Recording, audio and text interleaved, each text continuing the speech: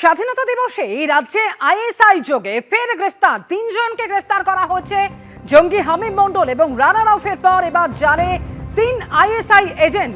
দিনহাটার সাহেবগঞ্জ থেকে এদেরকে গ্রেফতার করেছে রাজ্য পুলিশের এসটিএফ। শফিকুল ইসলাম, নূর নাসিরউদ্দিন আলী এবং রশিদুল হক এই তিনজনকে আইএসআই যোগে গ্রেফতার করেছে বেঙ্গল এসটিএফ।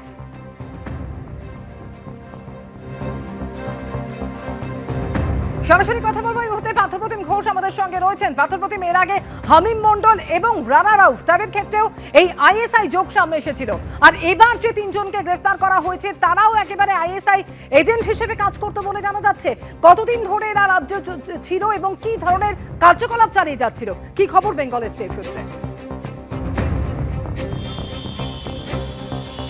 দেখো, তোমায় বলবো যে তিনজন, সেই তিনজনের সম্পর্কে একাধিক তথ্য উঠে এসছে এবং যে তথ্যগুলো মূলত হচ্ছে সেন্ট্রাল এজেন্সির কাছ থেকে একটা তথ্য চলে আসে এবং তার পরবর্তীকালে এটা হচ্ছে কলকাতা পুলিশ, আমরা যেমন জানতে পারছি কলকাতা পুলিশের এসটিএফ এর কাছে এই তথ্য যখন আসে, কলকাতা পুলিশের এসটিএফ হচ্ছে গোটা বিষয়ে ইনপুট সংগ্রহ করার কাজ শুরু করে দেয় এবং তারা যখন এই কলকাতা পুলিশের এসটিএফ এই যখন ইনপুট সংগ্রহ করার কাজ শুরু করে এবং তারা হচ্ছে গোটা একাধিক ডিটেলস কিন্তু কলকাতা পুলিশের এসটিএফ তারা সংগ্রহ করে এবং সেইটা সংগ্রহ করার পর তারা যেহেতু কোচবিহারে বেঙ্গল এসটিএফকে তারা হচ্ছে গোটা বিষয়টা তাদের সঙ্গে শেয়ার করে, অর্থাৎ একটা যৌথভাবে অপারেশন, এই অপারেশনটা কিন্তু হয়।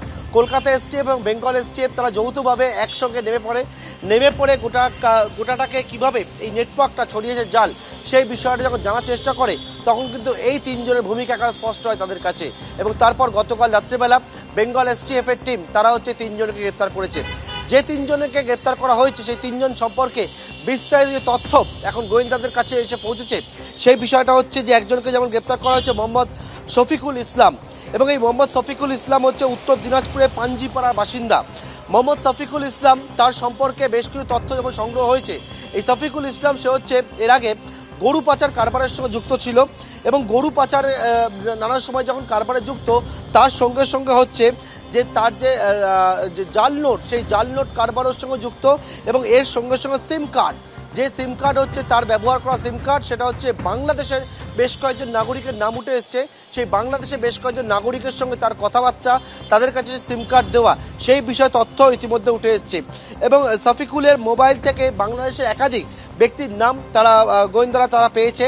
এমনকি ভারতীয় নোট, জাল টাকা কেমন দেখতে সেই তথ্য, সেই ছবি পাঠানো, এমনকি তাদের মধ্যে ভিডিও কলে কথা হয় যে ভারতীয় নোট যে জাল করে সেই নোট একবার এসে পৌঁছবে স্মাগলিংয়ের মাধ্যমে, সেই বিষয়ে স্ক্রিনশট তারাও কিন্তু পেয়েছে এবং এক্ষেত্রে উঠে আসছে যে সকল বাংলাদেশি নাগরিকের নাম তারা পেয়েছে একেবারে গোয়েন্দাদের কাছে ইনপুট রয়েছে, তাদের সঙ্গে পাকিস্তানের আইএসআই তাদের একটা যোগাযোগ রয়েছে, অর্থাৎ এখান থেকে হচ্ছে একাধিক তথ্য, সেই তথ্য সংগ্রহ করা আইএসআই এজেন্ট হিসাবে এদের কিন্তু ভূমিকা, সেই ভূমিকাটা স্পষ্ট হচ্ছে গোয়েন্দাদের কাছে।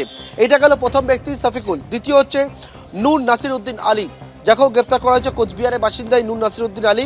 সে হচ্ছে গরু পাচার মামলা কারবারের সঙ্গে যুক্ত ছিল। এছাড়া হচ্ছে তার সঙ্গে বাংলাদেশে আরও এক ব্যক্তি যেটা হচ্ছে বর্তমানে তার সঙ্গে যোগাযোগ ছিল এবং তার ব্যবহার করা বিভিন্ন সিম কার্ড, ভারতীয় সিম কার্ড সে হচ্ছে কালেক্ট করে বাংলাদেশে পাঠিয়েছিল এবং সেখান থেকে হচ্ছে এই সিম কার্ড পাকিস্তানেও গেছে বলে তেমনটাও কিন্তু উঠে আসছে। এর পাশাপাশি হচ্ছে এই ব্যক্তির সঙ্গে কথাবার্তা বলে একাধিক বিষয়, যেমন 2018 সালে সে হচ্ছে অবৈধভাবে বাংলাদেশেও গিয়েছিল তেমনটাও কিন্তু উঠে আসছে এবং তার ব্যবহার করা যে মোবাইল বা সিম যেটা ব্যবহার করা হয়েছিল সেখান থেকেও বেশ কিছু তথ্য, যে তথ্যের ভিত্তি করে যেটা মনে করা হচ্ছে পাকিস্তানেও যে চরবৃত্তি বা পাকিস্তানের সঙ্গে তাদের যে কানেকশন, সেই বিষয়টা স্পষ্ট হচ্ছে। এটা গেল দ্বিতীয় ব্যক্তি।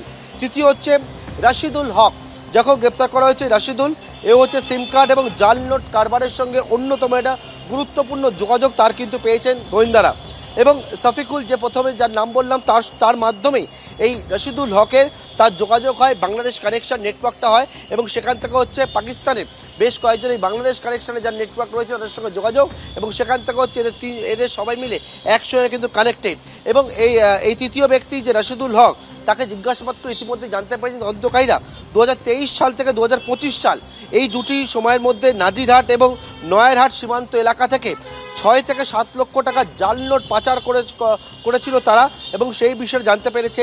এছাড়া বাংলাদেশের আরও এক ব্যক্তির নাম উঠে এসছে, যার সঙ্গে এই জাল নোট কারবারির একটা যোগাযোগ সেটা তো রয়েছে। এছাড়াও কিন্তু সিম কার্ড আদান প্রদানের এই বিষয়টাও থাকছে।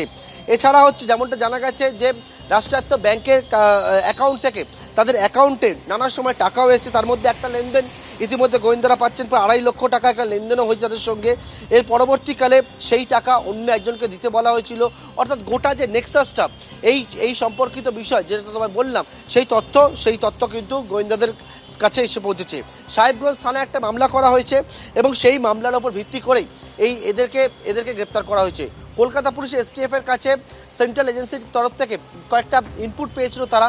সেই ইনপুটের ওপরে যেমনটা জানতে পারছি কলকাতা পুলিশ এসটিএফ তার ওয়ার্কআউট করার কাজ শুরু করে এবং সেইটা করার পর এই যে তথ্যগুলো উঠে আসে সেই তথ্যগুলো তারা বেঙ্গল এসটিএফকে জানায় এবং বেঙ্গল এসটিএফ কিন্তু এই 3 জনের গ্রেপ্তার করেছে।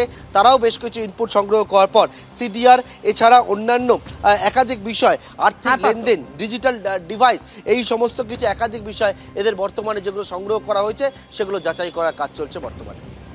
একেবারে সঙ্গে থাকো পার্থপ্রতিম। অর্থাৎ এই যে তিনজন রাজ্য পুলিশের এসটিএফ এর হাতে পাকড়াও হয়েছে, শুধুমাত্র পাক গুপ্তচর বৃত্তি নয়, একই সঙ্গে জাল নোট এবং সিম কার্ড পাচারের সঙ্গেও এরা যুক্ত ছিল, এমনটাই এখনো পর্যন্ত রাজ্য পুলিশের এসটিএফ সূত্রে জানা যাচ্ছে।